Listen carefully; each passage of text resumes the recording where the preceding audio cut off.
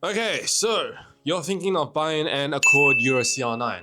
Now, I'm gonna tell you 5 things that you should definitely look out for before you buy the car yourself. Now, this is coming from my personal experience. This is coming from what I have experienced myself as an owner of one of these cars. So it's not some bullshit that I just pulled off the internet. It's actually like real stuff that's happened to my car that I have fixed. Okay, so starting at number 1, we're going strong. It might sound obvious, but it's the paint. Now, everyone knows at this point that Honda in this generation just used the worst paint and clear coat known to man. In harsher weathers and conditions like here in Australia, even down here in Melbourne where it's a bit colder and a bit more humid, yeah, you can see like pretty bad paint fade. The most common colors are red and blue. Black and gray are alright, and white is not as bad. I don't think I've ever seen a white one, but yeah, most common stuff you'll ever probably see is just paint fade, your your clear coat actually just peeling off. You got these weird gray spots all over the car. I don't know what that is. I have a few on mine, but yeah, just keep in mind. Now, this isn't saying to like just completely avoid the car, you know. Now, paint is just a cosmetic issue that can be fixed pretty easily. Even though it's a bit pricey, it can be fixed. And I'm saying these 5 things, it's more of just your kind of like bargaining chip. You know, you can like use these to maybe negotiate the price down to a more sensible and cheap price with how delusional some owners can be. All right, now cosmetic aside wise, let's move on to the mechanical stuff. Number 2, it's gonna be hard, but I'm gonna put the power steering pump. Now, the power steering pump on these cars are somewhat really easy to fail. And with here in Australia where Honda discontinued genuine power steering fluid, it means you have to rely on aftermarket manufacturers. Now here in Australia, I definitely recommend use Penrite and Penrite only.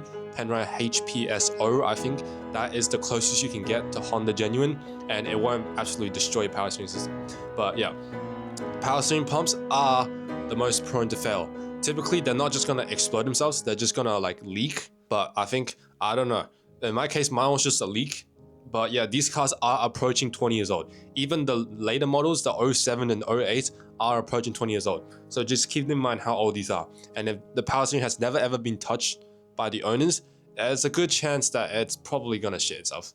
Yeah, it's gonna shit itself. And with the power steering leaking as well, typically you'll see leaks from the bottom. And when it's from the bottom, it will drip down to the alternator, and then you get power steering fluid in the alternator, and then you can imagine what goes on afterwards. So luckily I caught mine in time. I caught my power steering in time and I got that rebuilt. You can choose to get a rebuilt with OEM Honda gaskets or just buy an aftermarket one. But I do recommend you getting the rebuilt with genuine OEM gaskets because it can probably last another like 10 or so years with proper maintenance. But yeah, you can imagine when it jumps on the alternator, you probably gonna have to change the alternator as well. So when you go do check out these cars, pop the hood, just check the power steering. It's in a very obvious spot. Just check the power steering, check at the bottom, see if it's like any fluid or just really grime or build up on there, and check on top of the alternator. If there's something on the alternator, there's a good chance it's probably the power steering fluid leaking onto the alternator. And you don't want the alternator to shit itself because that's just gonna be more cost. But again, bargaining power, bargaining chips. Now, number 3, this is also gonna be a pretty hard one, but I'm gonna put probably just leaks in general. Now, it ties to my last point. These cars are approaching 20 years old, and you gotta expect the rubber gaskets to start. Well, probably not even start. Probably just already on its way out. Probably long overdue. Now, typically the most common leaks with these cars are the VTC gaskets and the VTEC solenoid gaskets. Both I have changed, and there's a video that should pop up around up there somewhere if you guys want to learn how to change it yourself. It's a very simple process. You do not need any fancy equipment. The most you'll need is probably a socket set and a quarter ratchet. No, not a ratchet, a quarter torque wrench. The only other leak I have is the steering rack leak, and that is going to be a pain to change.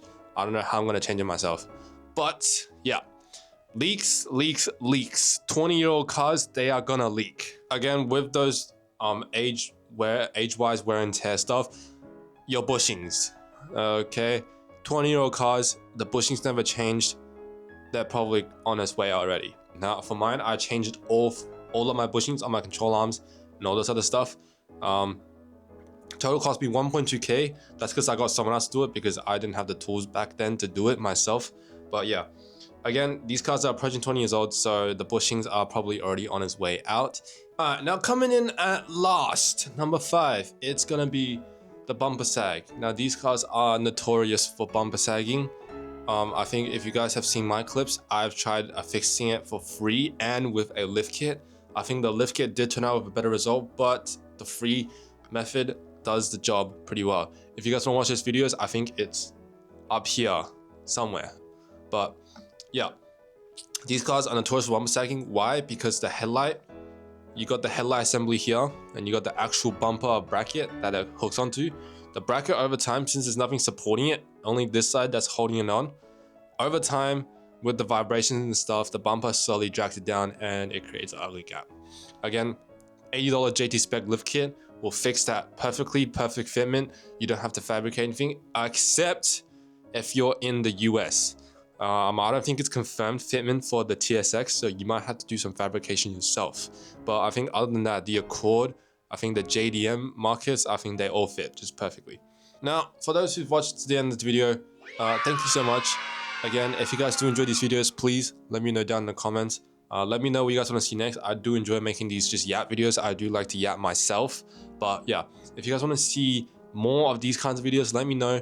Let me know any ideas that you guys want to see. But yeah, 500 at the end of the year, hopefully. Thank you all for 200, and I will be posting a lot more content because my car is shitting itself again. But yeah, till then, I'll see you guys later.